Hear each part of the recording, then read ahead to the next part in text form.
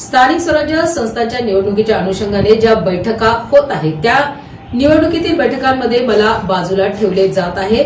जाणून बुजून या बैठकांना मला बोलवले जात नाही। महानगरपालिकेच्या निवडणुकीत कार्यकर्त्यांवर अन्याय होण्याची शक्यता आहे। त्यामुळे एकंदर परिस्थिती ही एकनाथ शिंदे यांच्या कानावर टाकण्याचा माझा प्रयत्न आहे असे म्हणत भाजप जिल्हा प्रमुख राजेंद्र जंजाळ यांनी माध्यमांद्वारे आपले विचार स्पष्ट केले।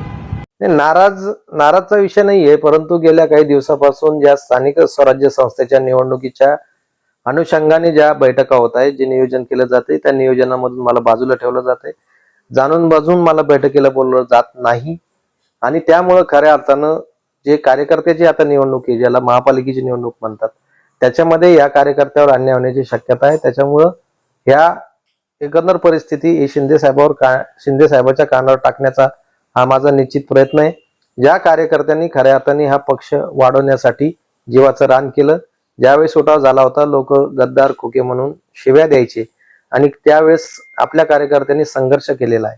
आपण बघितलं असेल, गेल्या लोकसभा निवडणुकीत, विधानसभा निवडणुकीमध्ये जे यश पक्षाला मिळालं त्यामध्ये कार्यकर्त्याचा वाटा मोठा आहे आणि जिल्हा प्रमुख म्हणून माझा खारीचा वाटा जरी असला तर खऱ्या अर्थानं त्या कार्यकर्त्याला न्याय देण्याची खऱ्या अर्थाने गरज आहे आणि ते करण्याचा प्रयत्न या ठिकाणी केला जातोय। गेल्या अनेक दिवसापासून मीच नाही तर अनेक कार्यकर्त्यांना या ठिकाणी डावलं जाते, बैठकीला बोलवलं जात नाही, त्याच्या प्रभागामध्ये दुसऱ्या विरोधकाला घेऊन मोठं करण्याचा प्रयत्न या ठिकाणी केला जातोय आणि खऱ्या अर्थानं हे चुकीचं आहे।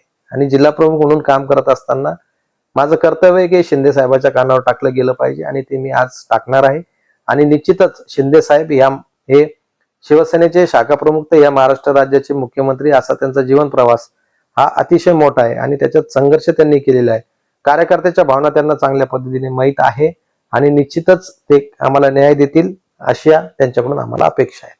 तुम्ही भाजपमध्ये जाणार असल्याची चर्चा सुरू होते। भाजपमध्ये जाण्याचा प्रश्नच नाही, तसा काही निर्णय नाही, तसा काही चर्चा नाही, परंतु खऱ्या अर्थानं ज्या पक्षाचा जिल्हा प्रमुख म्हणून तुमच्याकडे पद आहे त्या पक्षामध्ये चाललंय काय आणि त्या पक्षातल्या कार्यकर्त्यावर अन्याय होऊ नये यासाठी काम करणं हेच माझ्यासारख्या माणसाकडून अपेक्षित आणि तेच मी करतोय।